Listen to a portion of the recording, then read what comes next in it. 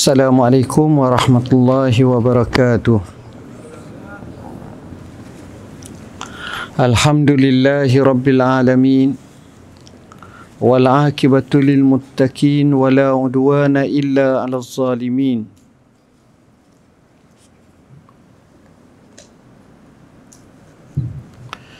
Asyhadu an la ilaha illallah wahdahu la syarika lah.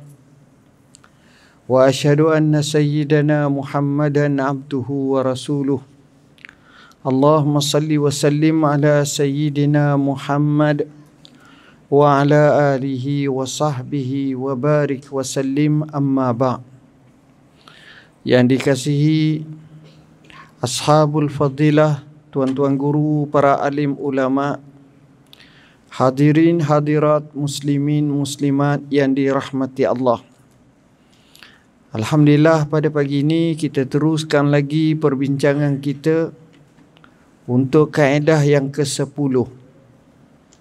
Kelebihan berdasarkan maslahat umum. Apa makna?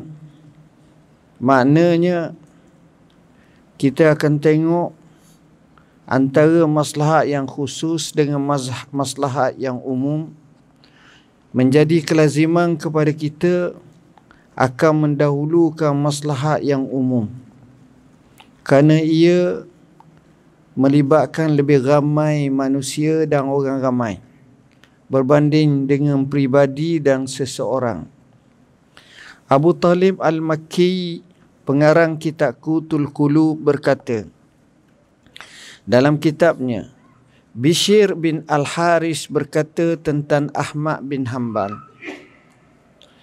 Bishr ibn Al-Haris berkata tentang Ahmad bin Hanbal. Bishr yang dikenali sebagai Bishr Al-Hafi.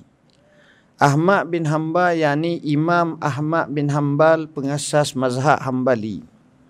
Sesungguhnya kelebihan Ahmad bin Hanbal atasku pada 3 perkara.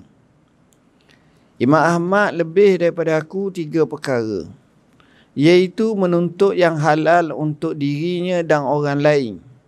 Maknanya bukan untuk makan dia sendiri, tapi untuk keluarga dia, untuk fakir miskin, untuk pelajar-pelajar dia akan buat macam tu. Tetapi aku hanya untuk diriku sendiri. Tapi aku hanya untuk diri aku sendiri. Kenapa jadi untuk diri aku sendiri? Sebab termasuk di kalangan ulama-ulama yang hebat yang tak kahwin, Bishr Al-Hafi ini. Dia tak menikah. Jadi bila tak menikah, dia tidak ada komitmen, dia tidak ada tanggungjawab untuk anak bini dia, tak ada. Kedua, katanya, dia berkahwin tetapi aku tidak berkahwin. Itu menunjukkan bahawa lebih orang berkahwin daripada orang tak berkahwin. Jadi orang berkahwin ni dia ada tanggungjawab, bukan sekadar nafkah, tapi juga untuk didik, untuk asuh. Kalau dia niat untuk mengikut sunnah Nabi sallallahu alaihi wasallam, maka dipahalakan oleh Allah kepadanya dengan pelbagai kurniaan dan juga pahala yang dia akan dapat. Dan dia menjadi imam untuk semua orang, tetapi aku berseorangan. Dia turun ke lapangan, dia mengajar, dia mendidik ummah, dia betul manusia, dia buat amar ma'ruf nahi munkar, dia bertembung dengan pandangan yang sesat, yang silap atau yang menyeleweng. Itulah Imam Ahmad bin Hanbal radhiyallahu an. Ni apa yang disebut bahawa bila ada maslahat lebih umum dengan pribadi, yang pribadi itu tidak sebagaimana umum. Kaedah ini adalah satu kaedah yang kita kena faham betapa maslahat saksiyah atau kepribadian yang kecil ataupun terbatas, dia tidak sama. Dia tidak sama berbanding dengan yang umum, yang lebih luas lagi, di mana keadaannya amat-amat berbeza. Saya nak nyatakan di sini sikit sebanyak Bishr bin Haris Al-Hafi ini. Beliau seorang yang saleh, zaman dulu walaupun ahli tasawuf, tapi dia menekuni hadis. Dia faham hadis Nabi sallallahu alaihi wasallam. Dia orang yang hebat. Beza dengan kita tuan-tuan. Kadang-kadang kita ambil satu ilmu, kita ambil satu amalan, kita abaikan masalah pembelajaran, masalah tentang menuntut ilmu. Tapi dia tidak. Bishr ibn Al-Harith Al-Hafi ini, dia ini orang yang terkenal dengan sifat kesalehannya. Cakapan mutiara mulutnya penuh dengan hikmah-hikmah. Imam Ahmad amat sayang kat dia dan suka kepada Bishr Al-Harith Al-Hafi ini. Tuan-tuan, bukan dia saja. Saya pernah cerita berapa kali yang dinukilkan dalam kitab Al-Fuqaha wal Muhaddisun oleh Al-Imam Abdul Halim Mahmud, Syekhul Azhar yang terdahulu. Dia cerita, dia kata, pernah terjadi satu hari seorang perempuan yang berpurdah atau berniqab datang menemui Imam Ahmad bin Hanbal. Kemudian tanya satu soalan. Ya Imam, apa hukum kita gunakan kesang cahaya ketika mana kita sedang berjahit, cahaya itu bukan kita punya. Iaitu, rumah kami duduk di tingkat atas, kami ada rumah, kami buat sutuh. Sutuh ni pula tempat kami berjahit, menenung. Kerja ni kami tak boleh lakukan kecuali waktu malam. Kerana siang hari komitmen dengan keluarga, dengan anak, dengan macam-macam lagi. Jadi malam ada masa kami ambil masa 2 jam, sejam, 2 jam, kami menenung. Sedang kami menenung ini, kami sedang menenung, kami ni menenung bukan daripada api kami tak ada. Yang ada pada kami adalah hanyalah berdasarkan kepada satu kem tentera Islam akan berpindah di waktu malam kepada kem yang lain. Dia lalu secara berbaris ramai-ramai bawa jamong ataupun obor api tu nak cerah. Jadi kami dapat manfaatkan daripada cahaya api yang mereka lalu tu. Halal tak makanan kami, hasil kami, rezeki kami. Bukan dia minta sebatang jamung letak atas rumah dia, bukan. Imam Ahmad bila dengar soalan ini jadi termenung. Bertanya kepada perempuan ini, awak daripada keluarga mana? Zaman dulu perempuan tak masyhur. Campur pula dengan menutup macam tu. Jadi maksud Imam Ahmad, aku nak tahu siapa di kalangan lelaki keluargamu yang aku kenal. Maka dia jawab, kami daripada keluarga Bishr ibn Harith Al-Hafi. Saya saudara perempuannya. Dengar sahaja macam itu. Imam Ahmad kata, kalau kamu hukumnya haram, tak boleh. Bukan makna Imam Ahmad meletakkan hukum berdasarkan kepada orang panggil, berdasarkan kepada boleh halih tak boleh halih. Sebab kita tahu di situ adalah termasuk kalau orang yang seteliti itu, ini namanya syubhah. Syubhah. Dan syubhah ini kata ulama adalah salah satu daripada hal yang paling baik bagi orang yang hidup di akhir zaman untuk mengelakkannya. Dan kalau boleh doalah kepada Allah Subhanahu wa taala sebelum kita mati, isu-isu syubhah yang berlaku kepada kita, kita dapat selesaikan. Kita selesaikan. Mungkin zaman muda kita, yalah tak tahulah ada ke tidak terlibat dengan riba secara, walaupun bukan kita buat pinjaman, tapi kadang-kadang benda kecil-kecil, ada ke tidak kita terambil barang orang, walaupun maknanya kita kata memang dari sudut tu kita rasa ambil direct tak ada, tapi sila ambil selipar orang ke ataupun apa semua sekali, benda-benda yang kecil-kecil seperti ini. Jadi bila dalam bentuk syubhah seperti ini, dia juga hendak dijarakkan dan dijauhkan. Yang ini di antara tanda orang itu selamat di akhir zaman yang telah disebut oleh sebahagian ulama.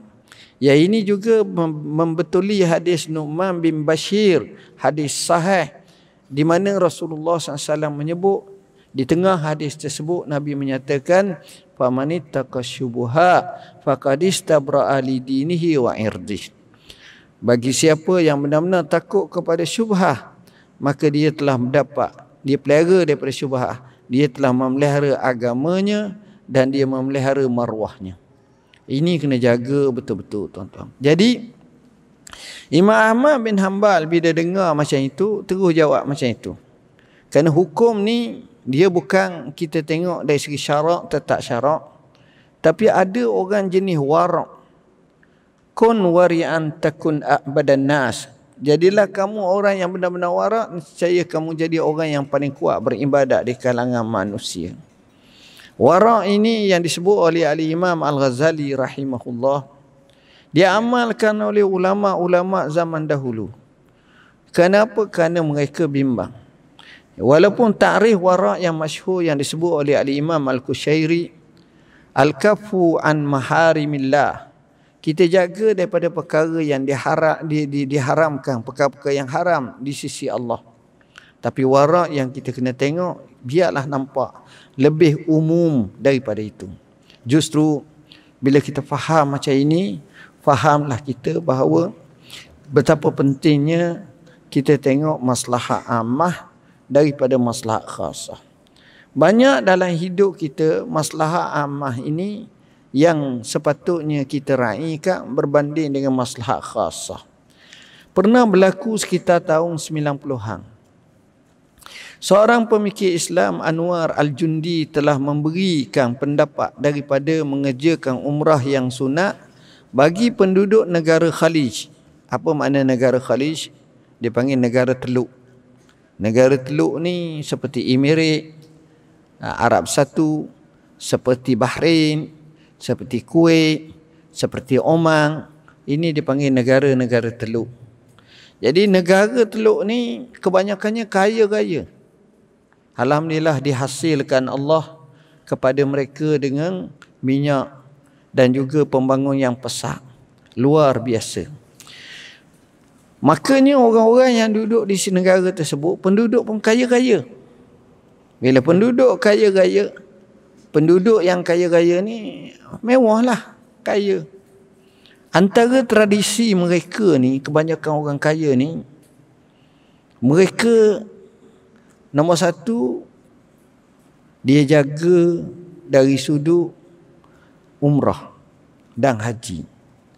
Menjadi minat mereka, dan itulah tradisi kebanyakan mereka. Pada bulan Ramadan Al-Mubarak mereka akan pergi ke Mekah.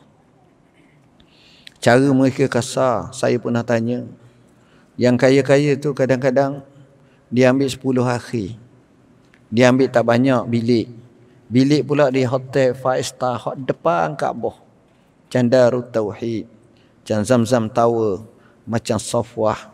Sekali dia ambil, mungkin dia ambil dalam satu floor. Satu yang hotelnya ada, biliknya ada 20, 15. Dia ambil semua. Yang satu bilik sahaja pun dia kira hari, tuan-tuan. Malam akhir Ramadan ni, ia nega dia kira hari. Sebilik mungkin dalam 10,000 rial. 10 akhir Ramadan. Jadi dia bayarlah berapa bilik. Kadang-kadang dia kira orang pula. Kalau sebilik 2 orang 20,000. Macam-macam. Saya pun tak berapa pandai sangat bahagian hotel ni, bukan tanya sangat. Tapi maklumat umum macam tu lah lebih kurang. Kadang-kadang dia bayar 1.5 juta cash. Orang kaya, tuan-tuan. 1.5 juta macam kita 1,500 riyal je lah. Bukanlah mahal sangat bagi dia. Jadi tradisi macam ni mereka akan pergi, bawa keluarga, tanya kawan, offer, you nak pergi ke Mekah? Okey, jom kita pergi buat umrah. Sebab dia nak kerja macam tu. Ni orang kaya. Orang kaya ni lain. Kaya baik banyak. Jadi Bila dah macam itu, kata ni cerita seorang pemikir Islam Anwar Al-Jundi telah memberi pendapat daripada mengerjakan umrah yang sunat bagi penduduk negara Khalij seperti Kuwait yang kaya raya, lebih baik hartanya diinfakkan kepada pelarian Bosnia yang sedang terseksa dan tertekan ketika itu. Geger tuan-tuan maruh. Kenapa? Kerana ini menyebabkan dia ni tidak lagi dapat melaksanakan ibadat haji dan umrah. Ini ibadat umrah. Terpaksa bagi tolong orang. Sedangkan ini tradisi mereka. Mereka suka pergi Mekah. Mereka semangat. Mereka tak miss setiap tahun. Terutamanya bulan Ramadan. Memang tuan-tuan, kalau boleh Allah bagi tuan-tuan rezeki, harta, cubalah cita-citakan sekali dalam seumur hidup bulan umrah pergi ke Mekah.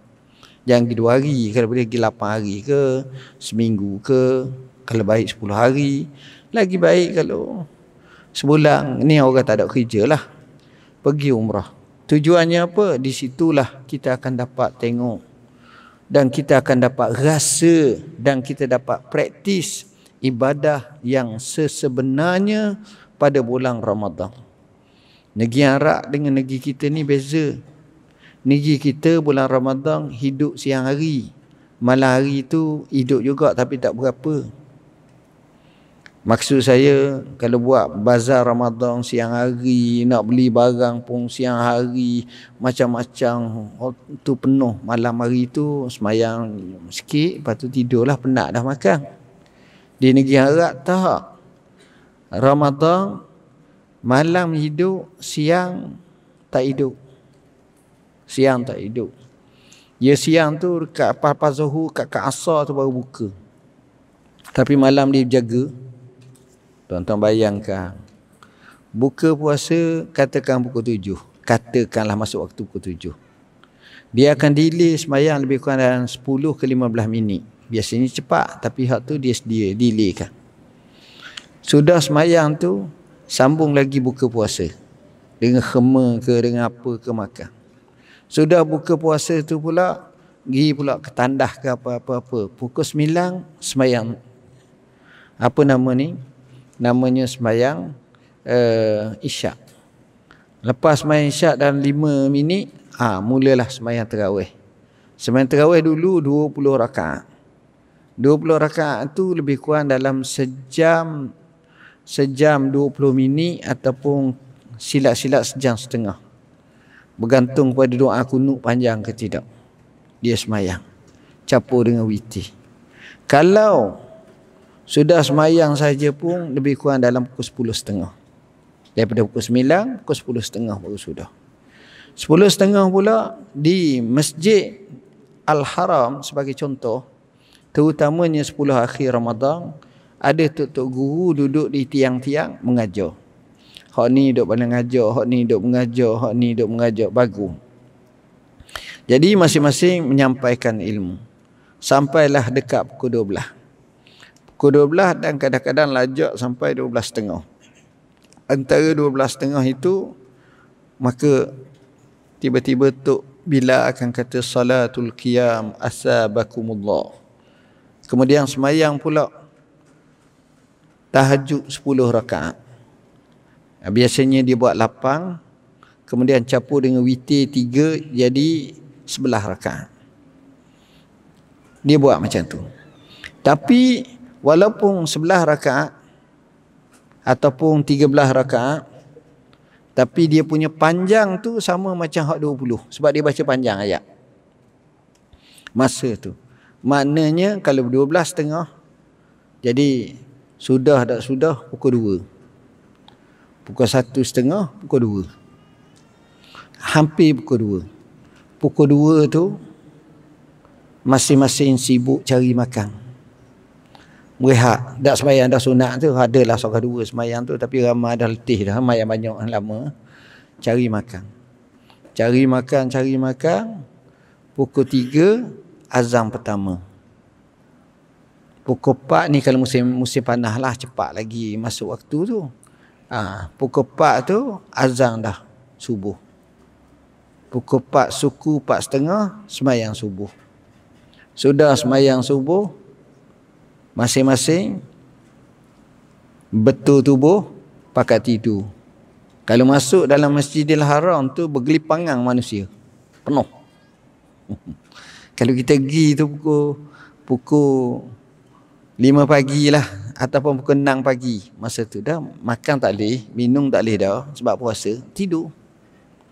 Bangun tak bangun, ada yang pukul 7, ada yang pukul 9, ada yang lajak pukul 11. Puas hati lah pukul 11. Pukul 11 tu orang kejut dah, sikit dah ramai dah orang mari pula nak semayang zuhur. Itu suasana ketika berada di kota suci Makkatul Mukarramah pada bulan Ramadan.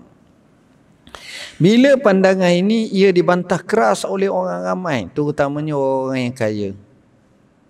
Orang-orang yang tak puas hati, kenapalah suruh tak payah buat umrah tapi derma dan sedekah ni. Akhirnya Dr. Yusuf Al-Qaradawi membela pendapat tersebut. Dia bela. Bahkan dia mengkaryakan satu buku bertajuk Fiqh Aulawiyat. Fiqh Aulawiyat ni dihimpun, yang cukup menarik. Yang bagi saya, macam mana Fiqh Aulawiyat, dua perkara yang baik, hak mana kita nak utamakan. Contoh, kita nak ke Mekah, anak kita nak nikah, hak mana kita dahulu? Nampak memang tak tahan sangat dah ni. Biar menikah dulu. Biar menikah dulu. Tapi kalau boleh gabung lagi baik, gabunglah dua-dua. Ni kalau tak boleh. Kalau duit ada sikit ni hak ni tak tahan dah ni. Sebab ketika itu takut terdedah kepada yang tak baik. Dan dalam mazhab Syafi'i, haji ni adalah secara tarakhi. Walaupun nas menunjukkan ada peluang kena pergi segera secara alal faur. Ini menunjukkan kepada kita itu cara tarjihan. Kadang-kadang kita tengok kita nak sedekah, orang nak bina masjid. Bagus tak? Bagus. Tapi ada satu tu nak bina hospital. Mana baik masjid dengan hospital? Atas kertas memang kita kata baik masjid lah, rumah Allah. Tapi masalahnya masjid tempat tersebut ada 18 dah. Ada masjid, ada surah ni. Banyak dah surah. Tapi hospital tak ada. Nak pergi hospital terpaksa pergi lebih kurang dalam 50 km. Macam mana? Maka pada masa itu, maslahat untuk hospital tu lebih baik lagi. Kerana masjid sudah ada dan boleh pergi kat masjid-masjid sekitarnya. Daripada situ kalau kita tengok maslahat ammah hospital itu, maka dia adalah lebih baik, bahkan dia menjadi lebih terkesan kepada khalayak masyarakat kerana memudahkan.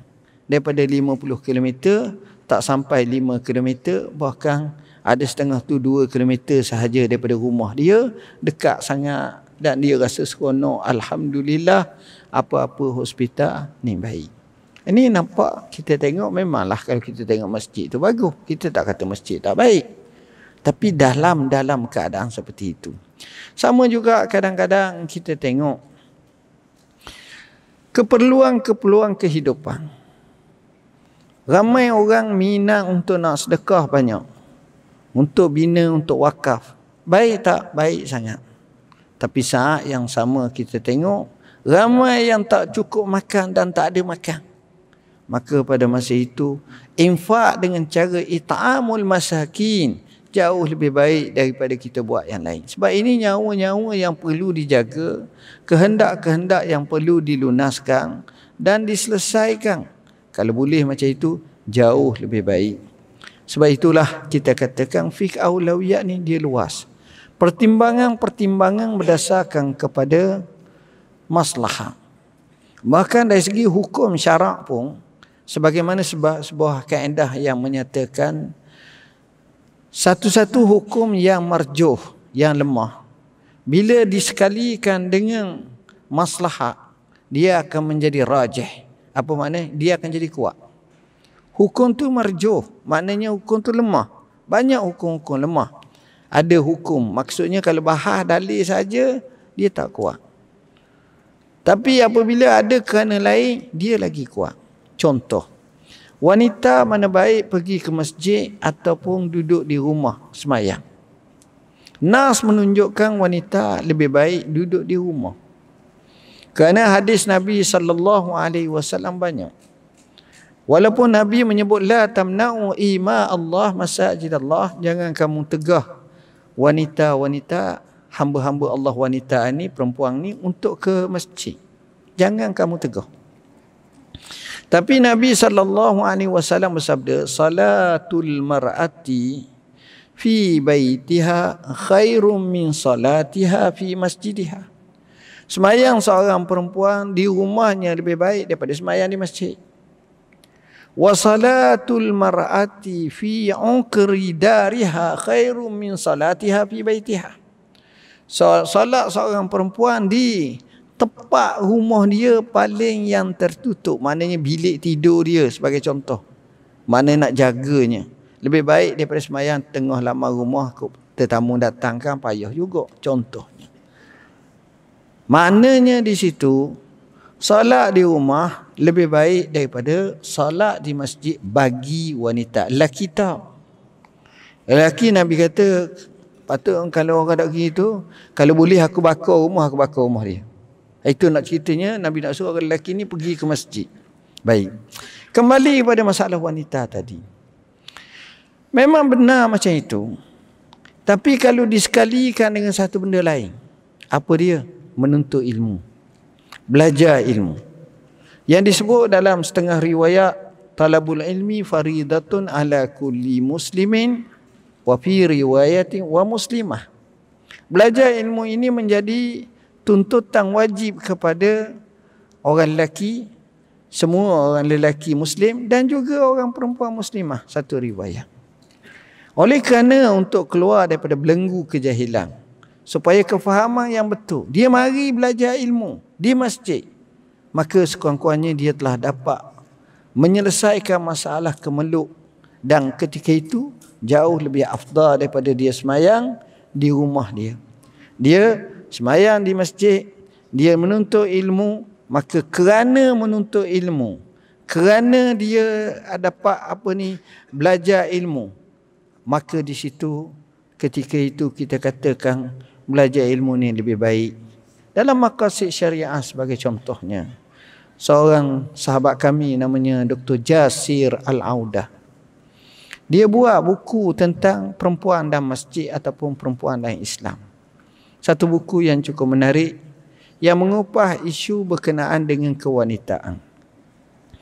Dia orang Arab yang hebat, yang mengarang banyak ahli pemikir Islam dunia. Dia pernah datang kat kita 2-3 kali, termasuklah di Masjid Nilai. Sudah dia datang ke Masjid Nilai dulu, Masjid Putra. Sudah dia datang, saya macam biasa, kita ajak makan. Bila makan ni dia tengok wanita sedang makan, lelaki sedang makan tempat asing-asing. Dia kata, aku karang kitab, tapi yang melaksanakannya tempat kamu, bukan tempat aku. Budaya Arab tak ada lah tuan-tuan, perempuan makan sama dengan lelaki gini. Makan sama tu bukanlah maknanya sebelah-sebelah makan. Duduk mengadap makan betul. Tapi budaya mereka ni tak ada macam ni. Dan mereka memang jauh sungguhlah pelik keadaan. Tapi kemesraan, dia tengok, dia rasa macam tu. Kita tak katalah kita terbaik lagi, kalau boleh biarlah jarak sikit lagi. Tapi oleh kerana suasana sekarang ni tak mampu, macam tu. Ini menunjukkan bahawa fiqh aulawiyat, bila kita tengok, kita boleh praktiskan dan kita boleh lakukan seperti itu jauh lebih baik. Seterusnya tuan-tuan dan puan-puan yang dirahmati Allah, kita lihat pula tentang kaedah yang ke-11, kunci kebahagiaan. Kadang-kadang bila kita sebut, kita nak puas hati. Cuma kadang-kadang orang tersalah pilih bahagia. Contoh, kita tak tahu, kadang-kadang ahli maksiat, wal-iyazabillah, dia rasa seronok bila boleh masuk clubbing. Dan dia rasa puas hati, rasa bahagia. Tapi itu bersifat sementara. Orang-orang kaki mabuk, dia rasa seronok dengan kemabukan. dan regu-regu dia. Dia rasa bahagia. Tapi itu perasaan dia. Selepas selesai, sedih. Orang-orang yang menagih dadah, dia rasa gembira dan rasa bahagia. Dunia analah yang punya ketika itu. Tapi ini jerak yang bahaya. Bahagia. Orang-orang yang merempit mutu, dia rasa bahagia dan dia digelar sebagai jago. Tapi berapa ramai kawan dia telah mati dahulu di atas jalan raya. Begitulah kita tengok seterusnya. Kerana silap dalam memilih bahagia. Kita ambil pula orang-orang yang baik pula ni. Orang yang baik ni pula ada orang yang seronok dengan semayang. Bagus. Ada orang tu seronok pula dengan puasa. Dia kaki puasa sunnah. Alhamdulillah, bagus. Ada orang tu seronok pula dengan infak fi sabilillah. Bagus. Semua bahagia dan dirasa seronok. Ada orang macam tu, tuan-tuan. Saya ingat kita pernah cerita kisah-kisah. Beberapa kisah macam mana orang yang suka ataupun merasa bahagia dengan macam itu. Tapi nak tengok pandangan ulama bagaimana maksud bahagia sebenar. Syekh Dr. Mustafa Sibai berkata, al-akhlaqu awalan summa al-ilmu wal kafa'ah. Haza huwa miftahu as-sa'adati lil afradi wal hukuma wal jamahir. Akhlak yang pertama, maknanya dalam hidup kita ni, kita kena royak ke anak kita, diri kita, masalah akhlak. Kemudian ilmu. Kena ilmu. Memanglah ulama khilaf, adakah ilmu nombor satu ataupun akhlak. Fa'lam annahu la ilaha illallah. Memang ada khilaf. Tetapi ilmu pula, kalau tak dimulakan dengan akhlak macam mana? Pergi seorang tegur, ngajar aku. Mana boleh macam tu. Kawan ni pun terkejut, Allah. Ini cerita Qa'nubi, seorang ulama hadis yang sebut kepada ulama yang lain siapa macam tu. Memang tak seronok lah. Jadi dengan sebab itu, akhlak juga utama. Ilmu. Kerana akhlak ni kita tak nak buat-buat. Kita tak nak sampai kepada tahap macam tak berapa nak betul. Baik. Tapi ada adab yang kadang-kadang kita nampak macam melampau. Bayangkan kalau siapa taat kepada seorang ataupun hormat pada seorang sampai sujud, mana boleh. Contoh, Islam ada batasan-batasannya. Wal kafa'ah, iaitu jati diri atau marwah. Adanya akhlak, adanya ilmu, adanya kafa'ah, jati diri dan marwah. Haza huwa miftahu sa'adati lil afra wal hukuma wal jamahir. Ini merupakan kebahagiaan bagi sebarang individu, orang ramai, kerajaan dan juga masyarakat. Maknanya dalam masyarakat kita, dalam umat kita, akhlak terunggu ditambah dengan ilmu, ditambah dengan jati diri dan marwah, ini adalah seterbaik ummah. Ini adalah seterbaik ummah. Kita akan tengok kebaikan. Saya duk perhati zaman dulu. Zaman dulu tu bukan maknanya perhati belah mana. Kalau kita tengok TV lah. Kita tengok drama-drama atau filem. Yalah, zaman dulu pun tak boleh zaman dulu sangat. Tak ada TV, tak ada drama lagi. Zaman-zaman tahun 60-an, tahun 70-an, tahun 50-an, 60-an, 50-an. Yang kita tengok zaman P. Ramlee buat cerita kalau kapung tu. Kita tengok kedamaian. Cuma kurang ilmu. Maknanya perempuan tu mandi sungai, kembang. Lepas tu nyanyi ramai-ramai. Hak tu memang tak kena lah. Tapi dari sudut adab kejiranan, kita tengok hak ni duk belah kayu, hak tu duk batu, hak ni menyapa. Kalau kena masjid, surah, bala, kita tengok comel masa tu. Tapi masalahnya kadang-kadang isunya ilmu, isunya amalan terhadap ilmu. Itu kena tambah lah. Kena tambah. Tambah begitu juga kafa'ah. Kafa'ah ni dari segi marwah, jati diri. Memang orang Islam zaman dulu jati diri tinggi. Baru ni kita tengok bila adanya filem Mak Kilau. Macam mana tentang jati diri Melayu yang tak boleh digadai. Hebat. Itulah mereka dulu. Benarlah kata pujangga Mesir, penyair terkenal Ahmad Syauqi. Wa innamal umamu akhlaqu ma bakiyat fa in hum zahabat akhlaquhum zahabu. Sesungguhnya umat suatu bangsa itu ditentukan oleh teguhnya akhlak.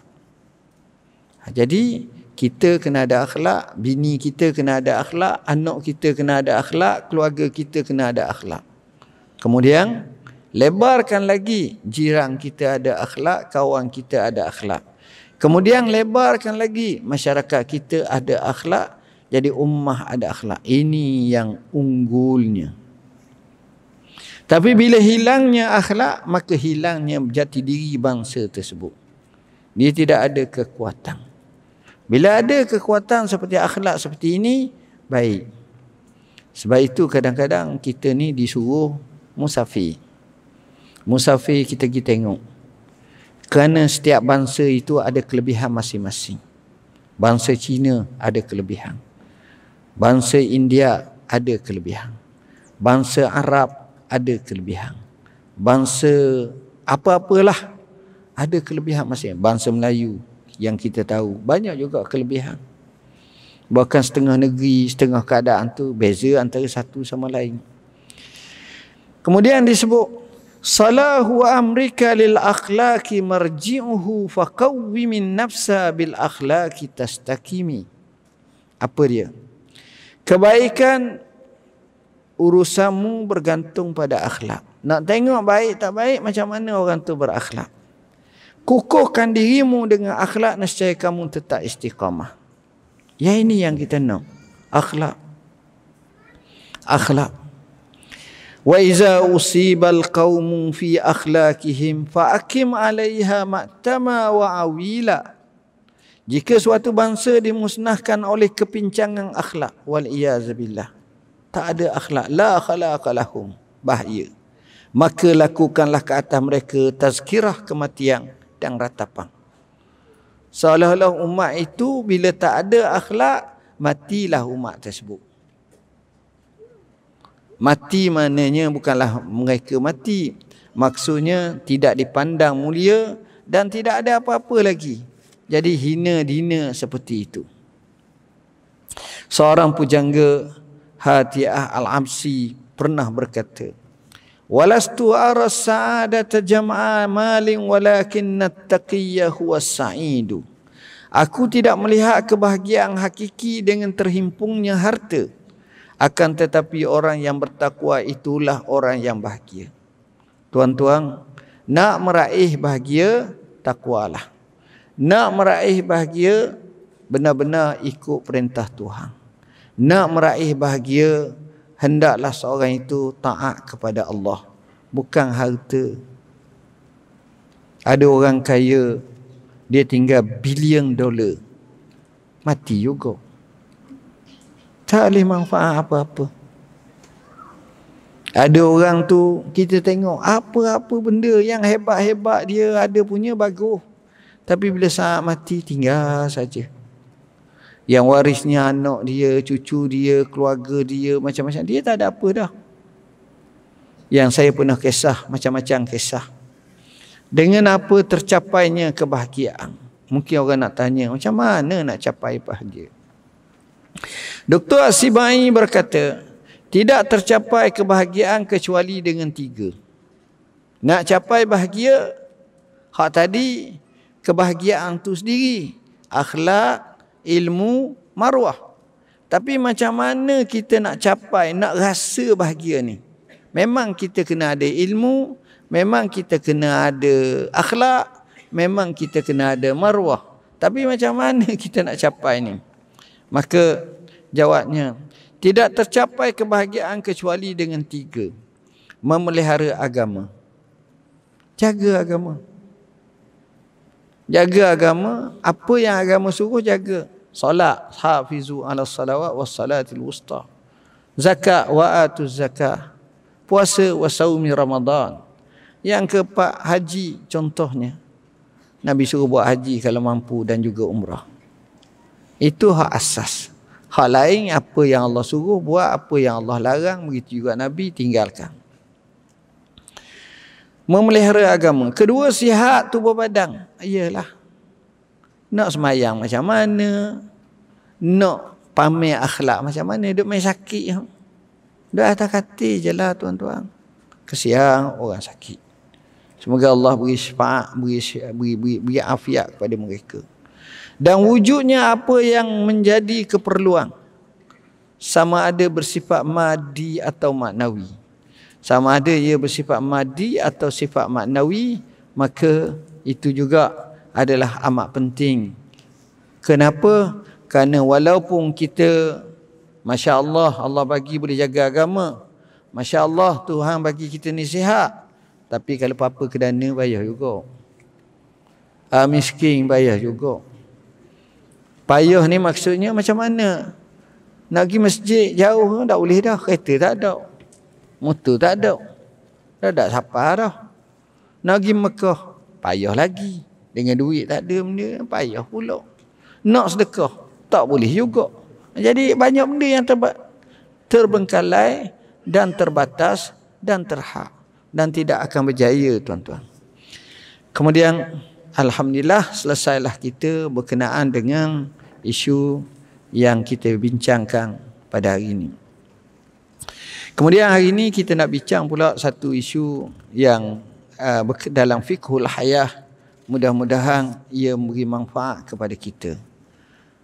Yang ketiga, ni kekeluargaan kehidupan. Berkahwin lebih daripada satu. Kita baca banyak dah ni, kahwin-kahwin ni termasuk berkahwin lebih daripada satu. Dr. As-Sibai berkata, tengok ni pandangan dia cukup menarik. Dia menginsafi. Sekuat-kuat manusia yang boleh menanggung sebarang bentuk kesukaran dan keletihan ialah siapa yang berkahwin dua. Dia puji. Dia kata kalau orang kahwin dua tu memang hebat. Jadi kita tengok. Orang lain kerja sekali. Dia kerja dua kali. Dah nak tanggung ni. Memang macam tu. Orang lain akarnya sejekah. Dia dua jekah. Dia ada je buah dia tu. Itu satu. Manusia yang paling cepat binasa ialah siapa yang berkahwin tiga. Kahwin tiga binasa cepat. Betul. Mana teori piramidi ni tak betul juga mungkin. Ini pandangan ulama lah. Dia ni pemerhatian dia, sama-sama merhati. Mungkin almarhum Piramli dia tengok sudut lain kot. Manusia yang paling dekat kepada gila sesiapa yang berkahwin empat. Sungguh. Hak ni telefon nak masa ni. Hak ni suruh panggil masa ni. Berseretak macam tu. Dia bukan empat orang, dia seorang aja. Pening dia. Susah. Jadi ini pandangan ulama. Dia mikir seorang dia ni. Cuba betul-betul balik rumah masing-masing buat homework, nengung seorang. Betul. Kalau tengok. Melainkan Allah bagi pada mereka luar biasalah. Duit banyak, kaya. Ini pula okey semua sekali. Tak ada masalah apa itu lain. Dan tiada pada perkara yang halal di sisi Allah untuk kita tidak semestinya menjadikan kita menanggung untuk menghadapinya dengan penat dan letih. Kecuali dengan sebab darurat yang terpaksa. Betul halal. Tapi kadang-kadang ia menyukarkan, meletihkan. Tengok orang lah. Baik. Firman Allah Ta'ala, fankihu ma tabalakum minan nisa'i masna wa sulasa wa ruba'. Maka berkahwinlah kamu wanita-wanita lain yang kamu senangi 2, 3 atau 4. Mengikut pandangan ulama, pada asasnya hukum berpoligami itu adalah disyariatkan berdasarkan nas Al-Quran, hadis dan ijma' ulama. Para ulama salaf yang terdahulu dan khalaf telah berijma' bahawa hukum asal berpoligami itu harus dan tidak boleh melebihi 4 orang. Antara ulama yang menukilkan ijma' adalah Ibn Katsir, Al-Qurtubi, Ibn Al-Munzir, Asy-Syanqiti, As-Sa'di dan selain daripada mereka. Ayat yang menyatakan, selepas daripada ayat itu Allah sebut apa? Fa in khiftum alla ta'dilu fawahidah. Pula adalah jawapan yang paling tepat maknanya. Apa makna? Kemudian jika kamu takut tidak akan berlaku adil, maka kahwinilah seorang sahaja atau budak-budak yang kamu miliki, maknanya hamba. Yang demikian itu adalah lebih dekat kepada tidak berbuat ananya. Ibnu Katsir menyatakan dalam tafsirnya, sesiapa yang takut tidak dapat berlaku adil, maka cukuplah baginya seorang isteri sahaja. Ibn Arabi Al-Maliki menyatakan, sekiranya seorang lelaki mampu dari sudut hartanya dan keinginannya untuk berkahwin, maka lakukanlah. Tetapi sekiranya dia tidak pasti dan tak mampu mengenai kemampuan hartanya dan kemampuannya untuk menanggung untuk berkahwin lebih, maka cukuplah dengan seorang sahaja. Ahkamul Quran. Menurut ulama Syafi'iyah dan Hanabilah, disunatkan bagi seorang lelaki tidak berkahwin lebih daripada seorang isteri jika dia tidak mempunyai sebarang keperluan mendesak. Lebih-lebih lagi jika dengan berkahwin seorang itu sudah mampu memelihara kehormatan dirinya daripada zina, di samping dapat mengelakkan dirinya daripada terdedah kepada yang haram. Jika berkahwin lebih seorang namun tidak mampu berlaku adil, begitulah juga ulama Hanafiyah yang mengharuskan berkahwin sehingga 4 jika dapat menjamin tidak berlaku zalim terhadap keempat-empatnya. Namun jika ia tidak dapat menjaminnya, maka memadailah berkahwin dengan seorang sahaja. Tengok tuan-tuan, saya selalu orang datang, jadi banyaklah kisah-kisah orang ceritanya. Ada baru ni sahabat daripada Pahang, dia cerita dia amat baik dengan abah dia, ayah dia. Ayah dia ni kanser dan akhirnya meninggal dunia. Meninggal dia pun hampir atas ribaan tangan dia. Nak mati, ayah dia kata letakkan di atas bantal. Kemudian ayah dia meninggal. Ayah dia kata suka sikit nak meninggal. Saat akhir. Akhirnya dia fikir macam mana, tiba-tiba mari terdetik dalam hati dia. Panggil mak dia. Bila panggil mak dia, suruh mak dia pegang tangan abah ni dan cakap dengan mak dia halal segala kelemahan di abah ni. Sebab abah dia ni kahwin dua. Dia kata masa tu dia tengok tangan tu pegang. Akhirnya lepas pada macam tu terlerai. Lepas pada terlerai, matilah dia. Itu maknanya kalau kita tengok betul-betul, kadang-kadang kita dengar kesian.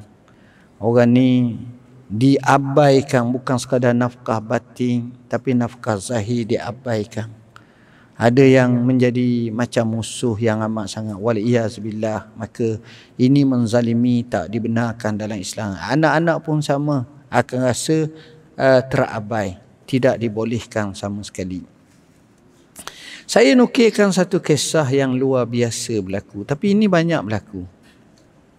Sebab itu kita ni kalau boleh, wal'iyazubillah, daripada cakap besar. Biasanya apa yang kita cakap ni kadang-kadang terkena pada kita, tak kena pada kita, kena pada anak kita. Jadi bukanlah dosa, bukanlah salah apa-apa, tapi kadang-kadang cakap ni akhirnya terpalik pada kita. Ini cerita benar. Seorang bernama Syekh Ahmad Khudair. Dia cerita, dia kata dalam kisah peribadi dia lah. Ni orang Arab. Aku pada masa muda telah meminang seorang anak dara. Pergi melalui keluarga, pergi minang anak dara. Lantas ibu perempuan tersebut menolak dengan alasan keluarga Khudair ni terkenal dengan poligami. Ayah dah, ni keluarga ni jenis kahwin ramah ni. Jadi mungkin anak ni akan kahwin ramah juga ni. Jadi siang anak aku tak mau. Baguslah niat mak tu, tapi cara tolak tu, alasan tu tak comel. Kawan ni mungkin terasa kot, tak apalah. Anak dara tersebut pun berkahwin dengan lelaki yang lain. Anak dia tak jadilah dengan aku. Tak apalah. Hari ini, kata Syekh Ahmad Khudair, aku masih lagi mempunyai seorang isteri. Maknanya aku tak kahwin dua lah. Walaupun aku kahwin dengan orang lain, walaupun keluarga aku terkenal dengan poligami. Sedangkan suami perempuan tadi telah berkahwin 4 orang dah. Bukan 2, 4 dah. Itulah terkadang-kadang sangkaan kepada seorang akan terbalik pada diri sendiri. Ini pun masalah juga tuan-tuan. Jadi itu saja yang dapat saya sampaikan pada hari ini. InsyaAllah selepas hari ini kita bincang perkahwinan dengan wanita yang jahil, perkahwinan dengan wanita yang terpelajar, iaitu kita akan bincang pada bab yang lain pada minggu hadapan insyaAllah. Tuan-tuan dan puan-puan yang dirahmati Allah, sebelum kita tutup majlis ini ada 2-3 perkara yang saya nak minta sama-sama kita. Pertama, insyaAllah cabutan bertuah ada yang ditaja oleh sahabat kita. Yang kedua, kita nak sembahyang hajat sekali. Siapa ada sembahyang tak ada tak apalah. Yang ada, pertama ada sahabat kita, suaminya sakit, yang berada dalam ICU ke apa ke, yang minta kepada kita mohon kepada Allah, mudah-mudahan Allah sembuhkan penyakit dia. Jadi kalau macam tu, kita juga niatkan untuk kaum keluarga kita, rakan taulang kita yang sakit-sakit, mudah-mudahan Allah ringankan sakit dan beban dia insya-Allah. Iaitu kita akan buat selepas daripada ni, kita bagi je hadiah ni, kita terus semayang. Di semayang sini je, saya duduk depan ni, hak lelaki ni straight yang baris ni, tak ada masalah apa. Yang perempuan duduk belakang tu je lah sikit kalau ada. Yang kedua, begitu juga kita minta tabung kita ni biar kukuh sentiasa. Jadi alhamdulillah lah, dengan kukuh tabung, kita bukan nak simpang pun, tapi untuk perbelanjaan kita makan minum lah, yang saya amat cakna sangat. Saya tak nak lah seorang tu pakai minum air mineral je, tak boleh. Puak-puak kita ni dia kena teh, dia kena roti canai, kadang-kadang nak juga nasi kuzi contohnya. Dan yang seterusnya, saya mengalu-alukan kalau ada yang nak buat jamuan di sini, cuma maklum pada urus dia kita tak nak lah makanan berbazir. Yang kita boleh hejah untuk minggu depan, kita buat minggu depan pula. Dan insya-Allah tuan-tuan, duit yang diberi ini kita gunakan sebaik mungkin. Maksud saya untuk keperluan kita, bukan keperluan yang lain. Keperluan kita ni maksudnya terutamanya isu masalah makan, minum dan lain-lain lagi insya-Allah. Ni apa ni?